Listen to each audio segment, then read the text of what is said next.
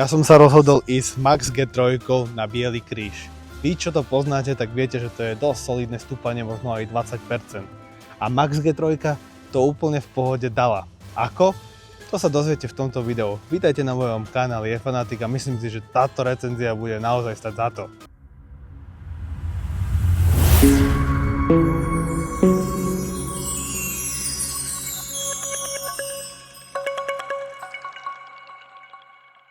Max G3 mi prišla z českého e-shopu segwayster.cz, ktorý patrí do portfólia GSI Distribution. Im veľmi pekne ďakujem za možnosť otestovať tento nevšetný kúsok, ktorý mňa osobne veľmi prekvapil. Keď som už na začiatku povedal to, že to zvládlo cestu na Biely kríž, tak poďte sa na to pozrieť sami. Aj vy ste zvedaví, ako pôjde Max G3 so mnou ako 109 kg živej váhy do poriadnych kopcov?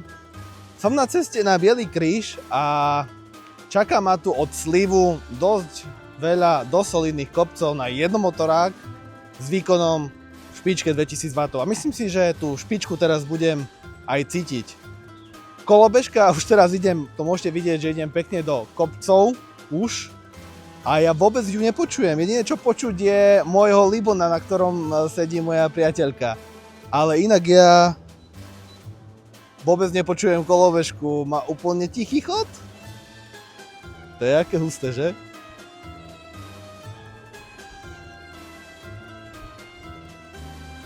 A prakticky idem stále na športovom režime. A ono to ťahá. Ono to ťahá 24-25.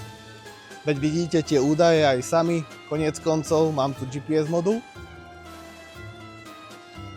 Ja som si na tom programovacom tlačidle nastavil úroveň rekuperácie, ktorú hodlám aj túto v týchto kopcoch využívať, lebo raz sa mi bude hodiť silnejšia a raz slabšia rekuperácia. A možno, že niekedy aj ju vôbec vypnúť.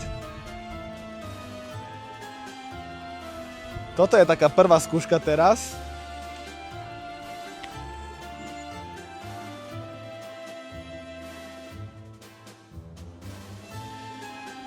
Stále plný výkon.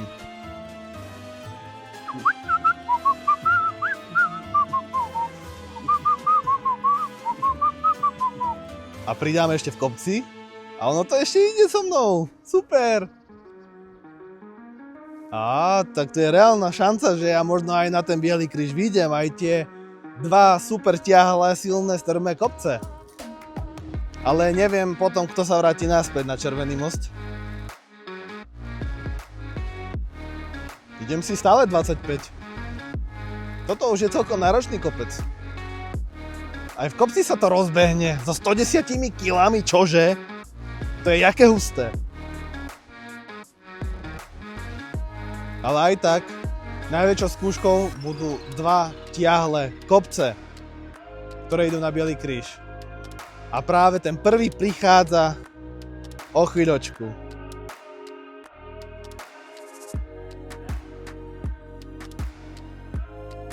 Pomaly, ale isto predbieham Libona, ktorý v píku má nejakých 1100 W. Musím zastaviť, samozrejme, ak chcem kecať do toho. A ono sa to rozbehne. Chápete to? 18-20 km za hodinu. A ja musím pribrzďovať, aby som stíhal do kamery rozprávať. To je neskutočné. To je neskutočné. Ja si myslím, že ja asi na 100% vyjdem ten Biely kríž.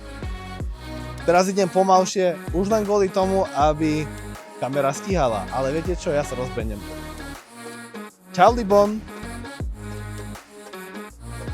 Ja som úžasnutý z tejto kolobežky. Ale úplne. Ak premýšľate nad tým, prečo stojí toľko, čo stojí, tak tu máte jednu z odpovedí. Najsilnejšie kopce v Bratislave úplne bez problémov. Keď si raz kúpite túto kolobežku, budete ju milovať. Pretože vás podržia aj v tých najväčších kopcoch. A to si zoberte, že ja mám 109-110 kg v tomto nastavení, ktoré teraz vidíte. Ak budete mať 80 kg, vidie to všetko. A budete mať ešte lepšiu baterku. A na jeseň, keď tu bude možné objednať ešte aj externú batériu, wow.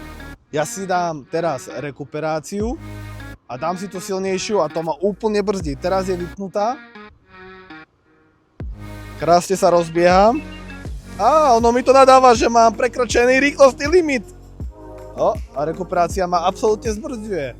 Výborne.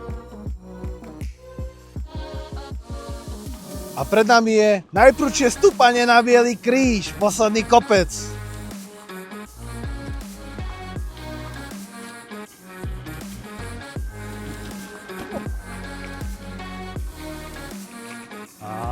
Ide to, ja vidím, Bielý kríž, vidím, ja ho vidím.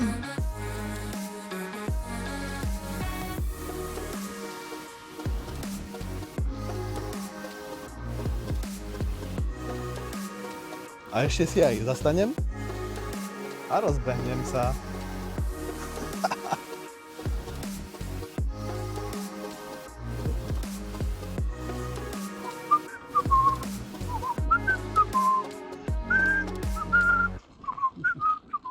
Tá kolobežka ma neprestáva udivovať. Ja som naozaj nečakal, že aj do toho najťažšieho stúpania, ktorý smeruje na Bielý kríž, že to pôjde so mnou úplne v pohode. A aj keď som v tom kopci prestal akcelerovať a potom som znovu stlačil plyn, stále nebol dosiahnutý potenciál, ktorý tam je. Ešte by to zvládlo určite ťahlejší kopec aj s mojou váhou, teda tých 109 kg. Ja som veľmi prekvapený a toto som naozaj od tejto kolobežky nečakal. Túto recenziu rozdelím do niekoľkých častí. Teraz by som vám chcel povedať niečo o aplikácii, pretože myslím si, že si zaslúži samostatnú pozornosť.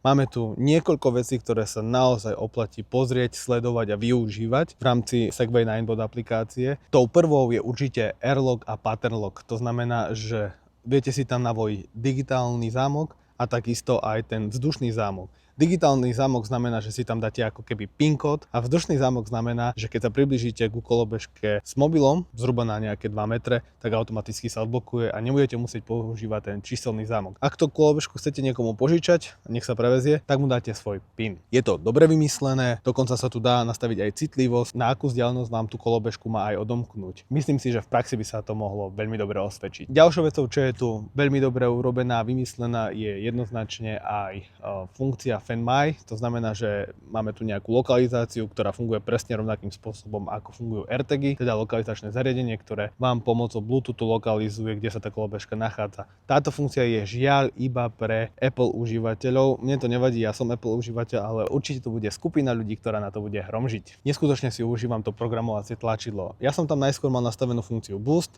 ale keď som zistil, že ono to nemá až taký zmysel, keď idete iba do 25 km za hodinu, tak som sa tam rozhodol dať rekuperáciu. A keď som išiel na Bielý kríž, respektíve z neho dole, tak som si krásne reguloval a moduloval tú rekuperáciu medzi tou slabšou a štandardnou. Odložené nabíjanie je napríklad vec, ktorú som ja vyskúšal. Necháte v zásuvke cez noc kolobežku a v aplikácii si nastavíte, že kedy chcete nabíjať. Povedzme, dáte si to o 1 v noci, nech sa nabíja do 4 rána alebo do 5 rána. Kolobežka sa začne nabíjať, vypne sa a to je celé. Je to podľa mňa veľmi dobrý výmysel a konečne sa ten potenciál toho prepojenia aplikácie s kolobežkou alebo s e-zariadením stáva aj reálne použiteľným a využiteľným. Celkovo tá aplikácia je jednoznačne najlepšia aplikácia, ktorú som ja mal možnosť vyskúšať v rámci prepojenia kolobežky so samotnou nejakou aplikáciou. Ninebot už na tom pracuje niekoľko rokov a tie výsledky je jednoznačne vidieť. Ak ste technologický geek, ktorý sa strašne vyžíva v takýchto technologických drobnostiach a fičúrach, tak podľa mňa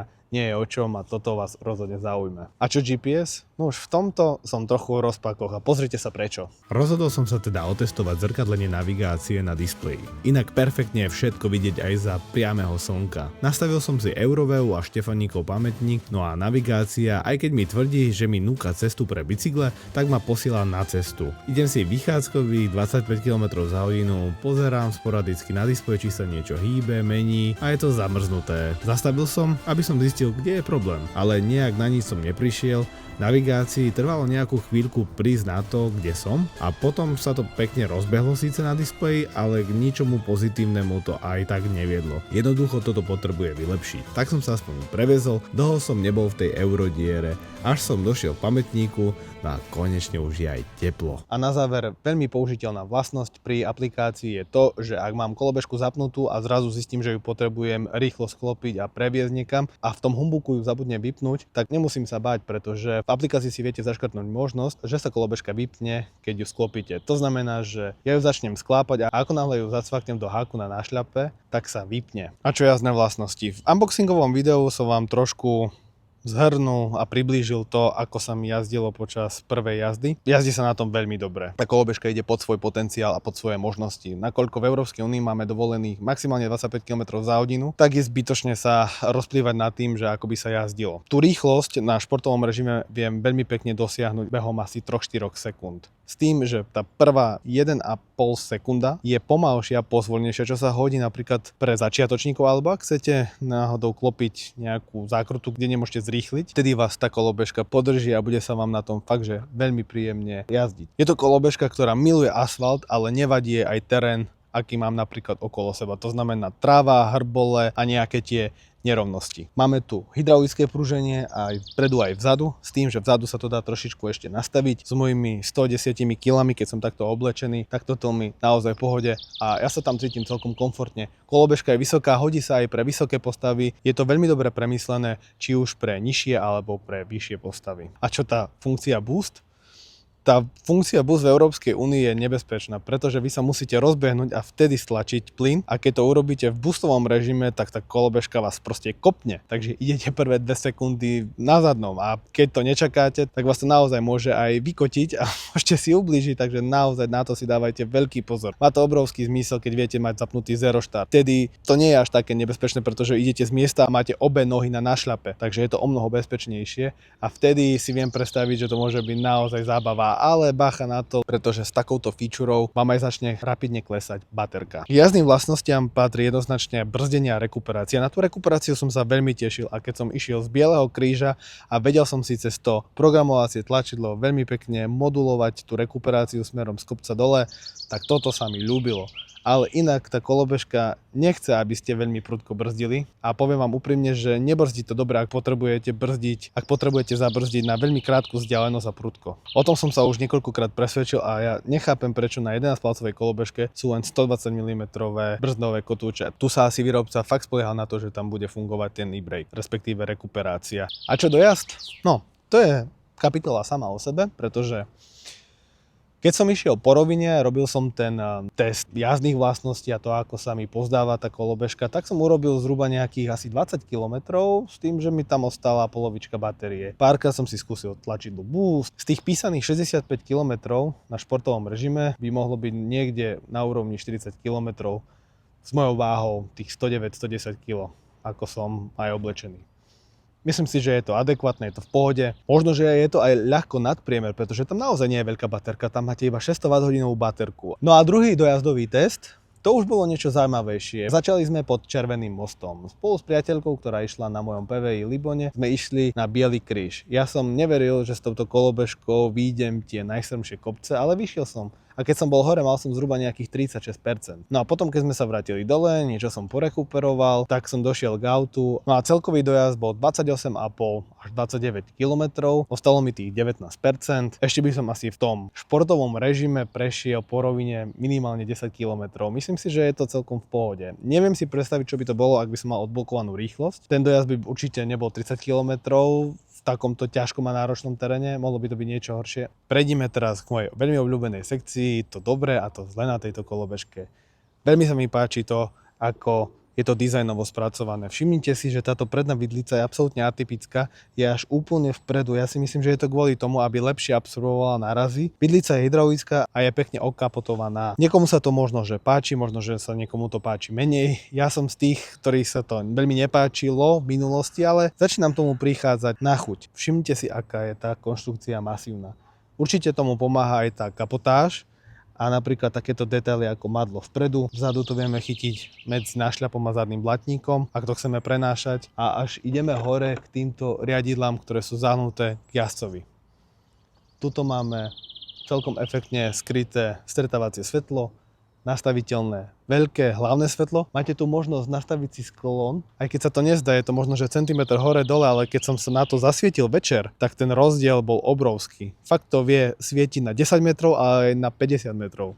Podľa toho, ako si to zvolíte. Tak ako som si na začiatku myslel, že tých 60 alebo 59 cm, ktoré majú tieto riadidlá, budú málo, tak ono aj je, aj nie je to málo. Keď si po nejakých 20-30 km zvyknete, už to nebudete ani takto vnímať. Je to predsa len mestská kolobežka, kde je predpoklad, že ju budete veľmi často sklápať. Smerovky sú umiestnené dostatočne vysoko na to, aby keď niekto ide oproti vám, ich videl. To, že sú aj z jednej aj z druhej strany, nie je možno, že úplne najšťastnejšie, ale k tomu sa ešte určite dostanem. Kolobežka je pomerne vysoká, má výšku 130 cm a od nášľapu tu máme nejakých 103 cm. Perfektne sa hodí aj pre nižšie, aj pre vyššie postavy. Som veľmi rád, že na to Ninebot napríklad myslel, lebo sú kolobežky napríklad ako Dualtron, ktoré majú tú stredovú tyč naozaj veľmi nízku. A je tu aj pomerne široký nášľap, nejakých 19x54 cm a ja mám napríklad 11 nohy a úplne v pohode ich tam viem poskladať. Chýba mi tam možno, že trošku nejaký footrest, pretože mám tendenciu nechávať jednu nohu pomaly až na blatníku, kde je to zakázané a hodilo by sa mi tam nejaký medzikus, aby som tam vedel položiť nohu, povedzme,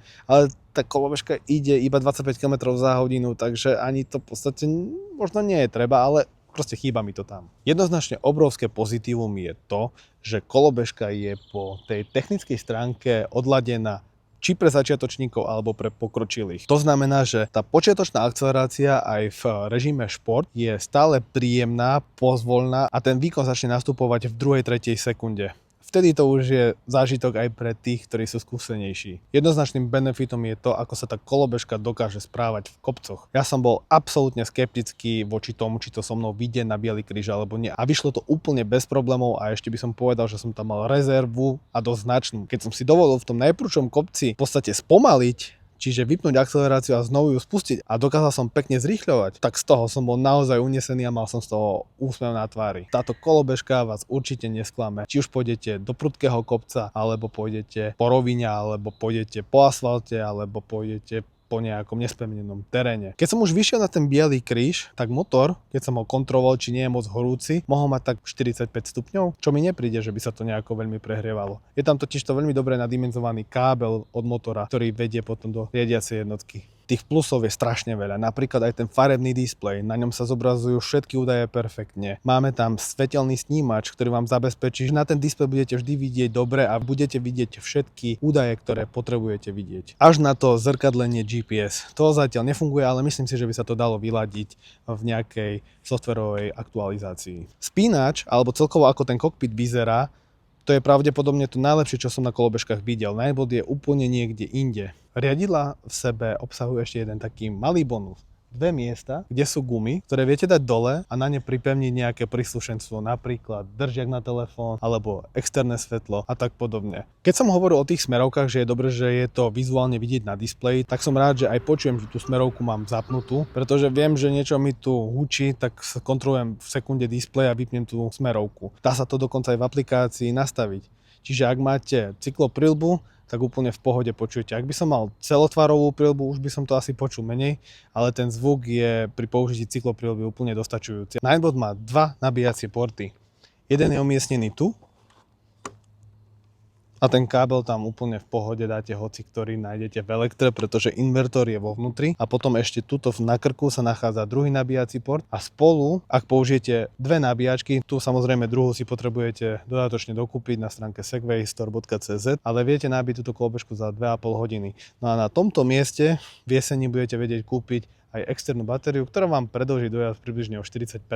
To boostovacie tlačidlo alebo boostovací režim, ktorý tu môžeme povoliť alebo zakázať, je niečo veľmi zaujímavé, s čím sa viete vy pochváliť možno, že v nejakej svojej kolobežkárskej komunite, ale zároveň je to aj veľmi nebezpečná funkcia, vďaka ktorej si dokážete ublížiť. Čiže ja to beriem ako niečo extra, niečo špeciálne a ak ste skúsený kolobežkár, tak to možno, že môžete aj takto oceniť, ale dávajte si určite pri tom pozor. No a veľmi zaujímavou vecou, o ktorej som hovoril párkrát, je toto madlo vpredu, a potom tento úchyt, ktoré perfektne budú slúžiť na prenášanie kolobežky. Napríklad takto.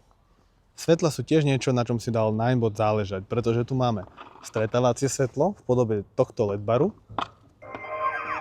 ktoré sa teraz pekne zaplo. A potom tu máme nočné svetlo, ktoré sa dá naklápať, smerovky a zadné svetlo s brzdovým svetlom, ktoré je veľmi dobre vidieť aj počas dňa a ešte lepšie v noci. Na to, že to je viac menej mestská kolobežka, tak tieto hydraulické tlmiče vpredu a vzadu vám urobia perfektný komfort aj na nespevnenej ceste. Je to veľmi dobre vymyslené a takisto sa mi páči, ja mám rád, keď majú kolobežky funkčné blatníky, tak tento zadný blatník je fenomenálny, neexistuje, že by vás to oplieskalo a táto konzola, ktorá je tu vzadu, sa šrobuje dodatočne a slúži na implementáciu EŠPZ-ky Acto a ja som veľmi rád, že kolobežka má funkčný výrobný štítok a ďalšie údaje o kolobežke, ktoré sú pekne priamo pod sebou. Oproti G2 má G3 aj 11-palcové kolesá, ktoré sa vedia same opraviť. Takže ak tam prenikne nejaká ostrá vec, klínec, drôt alebo niečo podobné, tak by sa pneumatika mala sama opraviť. Mohli byť možno, že pneumatiky trošku širšie, ale tieto 11-palcové kolesa oproti 10-palcovým sú rozhodne vítanou zmenou. Rekuperácia je feature, ktorú som v tomto videu spomínal už niekoľkokrát a Ninebot už na tom pracuje niekoľko rokov a myslím si, že to majú veľmi dobre odladené, aj keď by sa to tam dalo ešte možno, že nejako vylepšiť. Spomínal som, že kolobežka je robustná a masívna, ale viete o tom, že bola testovaná na záťaž až 130 kg? Možno, že aj to je dôvod, prečo to so mnou vyšlo tým bielým krížom ako nič. Keď som už toľké minúty rozprával o výhodách, tak aké sú nevýhody? Pre mňa osobne jednoznačne, niekoľkokrát som sa na to sťažoval, je tá maximálna rýchlosť do tých 25 km za hodinu. Mňa veľmi mrzí to, že takmer všetky Nineboty predávané v Európskej únii majú maximálku 25 km za hodinu. Samozrejme v iných regiónoch sveta sa to predáva s tým, že tam viete mať maximálnu rýchlosť 40 km za hodinu, tempomat, možnosť rozjazdu z miesta, tzv. Zero štart a podobne. Viac sa k tomu už asi nebudem vyjadrovať, je to zbytočné. Brzdy, ktoré sú použité tu, sa až príliš spoliehajú na tú rekuperáciu a ak potrebujete núdzovo brzdiť, tak nezabrzdíte hneď ako by ste chceli. A to aj napriek tomu, že tá kolobežka nejde tých 40 km za hodinu ako v iných regiónoch a neviem si predstaviť, aké to brzdenie bude z tých 40 km za hodinu. To GPS, ako som sa na ňo tešil, tak ma aj sklamalo. Zatiaľ ja to beriem tak, že je to novinka a potrebuje asi nejakú softverovú aktualizáciu na to, aby to fungovalo správne. Ale teraz to viac menej nefunguje, takže je zbytočne sa o tom baviť alebo špekulovať, počkajme si na aktualizáciu. Umiestnenie smeroviek podľa mňa nie je šťastné, pretože uberajú značnú časť z riadidiel a nie je ich tak úplne vidno. Ak na to zabudnete, tak proste nebude vôbec vidieť, že meníte smer jazdy. Mohlo by to byť urobené tak, ako to majú GT série, ktoré majú tie smerovky urobené tu a potom zadné na ramenách zadného kolesa, kde je to rozhodne lepšie umiestnené a to by mohlo byť štandardom pre Ninebot pri všetkých jeho modeloch. A na záver, chýba mi tu tak trošku miesto za nášľapom, ako je začiatok zadného blatníka, kde by som si mohol dať nohu. Pri tej počiatočnej akcelerácii alebo pri aktivácii boost režimu by sa to hodilo, aby tá jazda bola možno že stabilnejšia a komfortnejšia.